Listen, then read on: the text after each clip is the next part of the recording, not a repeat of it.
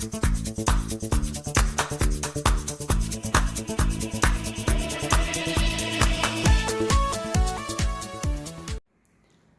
all, welcome back to my channel Gateway to Computer Science. Today we'll be discussing about the first come first serve scheduling algorithm, also known as FCFS. Okay, in short it's known as FCFS, first come first serve. That means whichever process arrives first will get a chance to execute on CPU first. Okay, and it is non-preemptive. Non-preemptive means once the process goes into the CPU, until and unless it voluntarily leaves the CPU or until and unless it's completing its execution, no other process can come and take the CPU. Okay, so no other process can come and preempt the executing process in the CPU. So that is non-preemptive. So first come first serve is non-preemptive, and it is completely based on arrival time. That means whichever process comes first will get the CPU first. Okay, here we'll be understanding first come first serve algorithm with the help of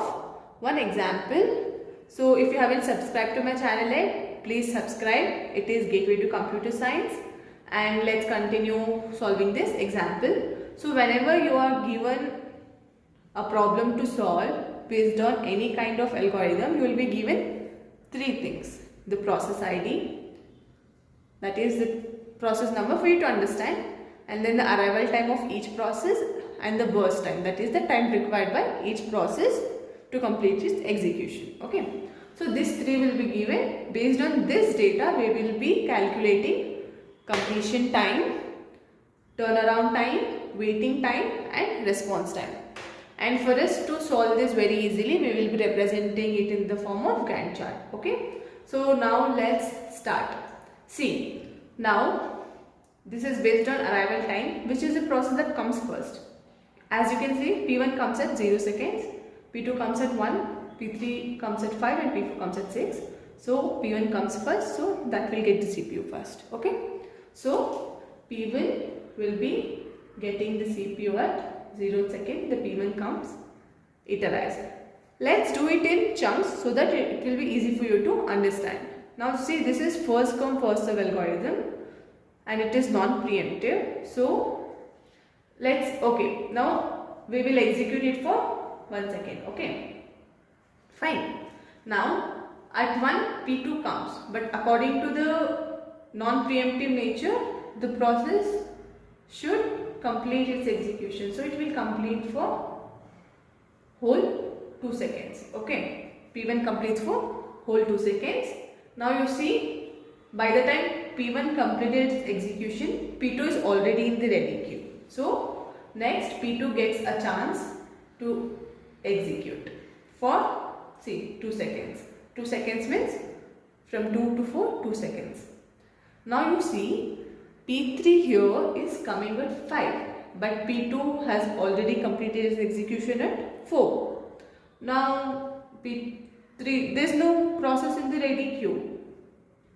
The CPU has already completed its execution. So for 1 second, the CPU will go into the idle state.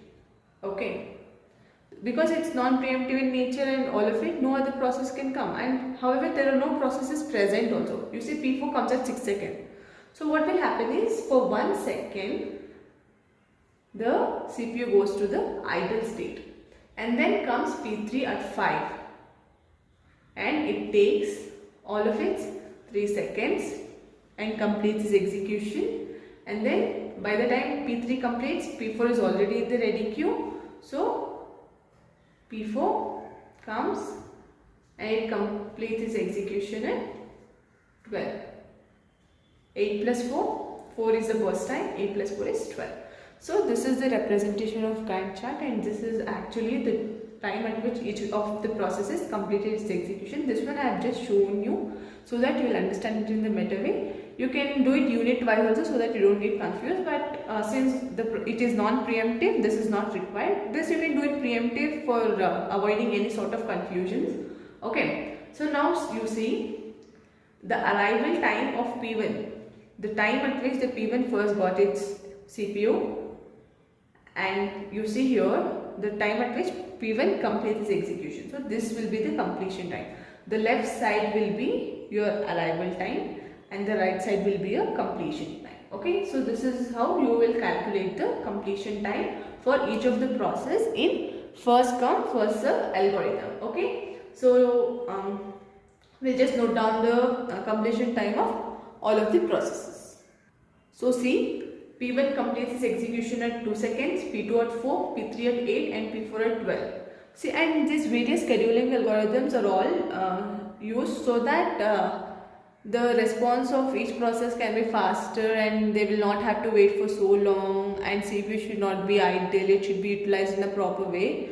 So we have various scheduling algorithms only for this purpose, that the processes response time can be faster, because that helps in the time sharing and multitasking in operating system, right? Response should be faster and CPU should not be idle, and that's when the process is getting executed and that's when it is actually very effective. So we have various scheduling algorithms for that purpose only. Okay, now see, the completion time of each of the processes calculated, then we will calculate the turnaround time, that is the completion time minus the arrival time. Okay, so see, completion time was 2, 2 minus 0, 2, 4 minus 1, 3, 8 minus 5, 3 and 12 minus 6, 6.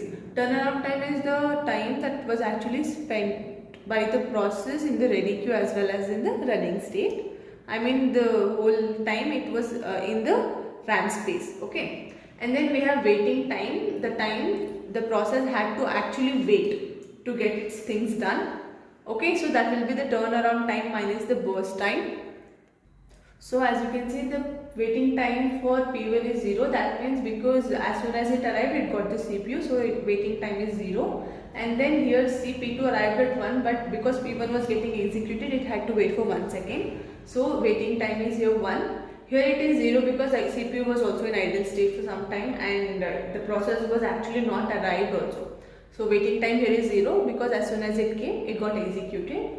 Here you see the waiting time is 2 because when this arrived at 6, P3 was actually getting executed, so it had to wait for 2 seconds to get its chance.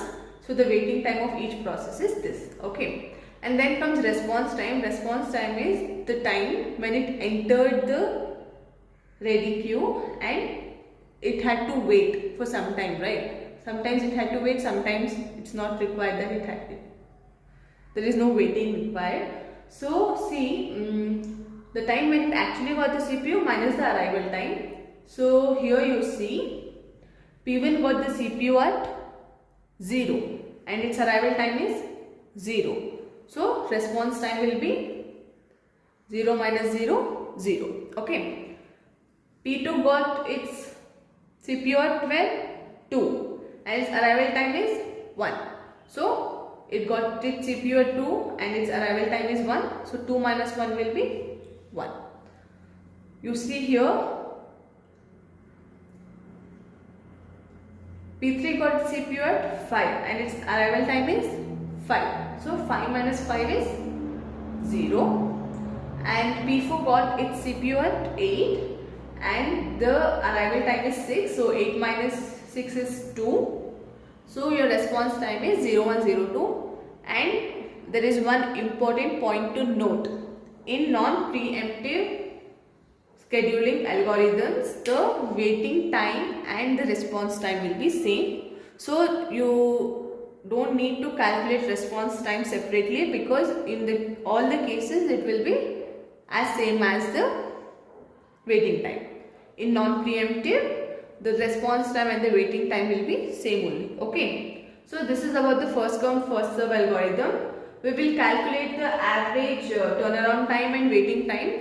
This is only because if we calculate this and if we compare with other scheduling algorithms, you will actually understand which is better one. Okay, so we will calculate the average turnaround time and average waiting time. So this is the total turnaround time and total waiting time. Okay.